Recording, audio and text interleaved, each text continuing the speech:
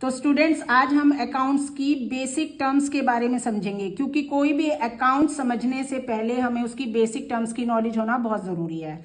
तो सबसे पहले होती है गुड्स। गुड्स क्या होती हैं कि जिसमें हम बिजनेस करना चाहते हैं, लाइक हम क्लोथ्स का बिजनेस करना चाहते हैं या शूज़ का बिजनेस या किसी भी चीज़ का बिजनेस, वो कहलाती हैं गुड्स, जिन्हें हम रीसेल करने के लिए खरीदते हैं। तो उसमें क्या क्या टर्म्स आएंगी? सबसे पहले है परचेज। परचेज मतलब हम कोई भी माल खरीद के लाते हैं। क्यों खरीद के लाते हैं? क्योंकि हम उसमें बिजनेस करना चाहते हैं। हम परचेज करेंगे उसे रीसेल करने के लिए। उसके बाद क्या होता है कि कई हम माल खरीद के लाए, कई बार वो खराब निकल आता है या कोई भी ऐसा रीजन होता है कि हम उसे रिटर्न कर देते हैं, तो उसे हम बोलते हैं परचेज रिटर्न। उसके बाद हम माल क्यों खरीद के लाए? क्योंकि हमने उसका बिजनेस करना है, मतलब हमने उनको बेचना है, तो वो कहलाएगी हमारी सेल।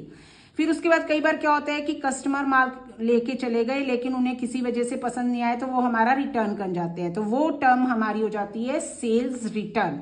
तो 4 टर्म्स हमारी गुड्स में आती हैं: परचेज, परचेज रिटर्न, सेल और सेल रिटर्न। उसके बाद होती है हमारी एसेट्स। जैसे गुड्स तो हमने क्यों खरीदी थी? क्योंकि हमें उन्हें बेचना है, हमें उसका बिजनेस करना है। लेकिन एसेट्स क्या होती है? एसेट्स होती हैं जो हम बिजनेस में लंबे टाइम तक यूज करेंगे, ना कि हम उसे जल्दी बेच देंगे। फॉर एग्जाम्पल, जैसे मान लीजिए आप कपड़ों का बिजनेस कर रहे हो, आप अपने शोरूम पे फर्नीचर लगाते हो। फर्नीचर क्यों लगाओगे? कि आपके कस्टमर आएंगे, बैठेंगे।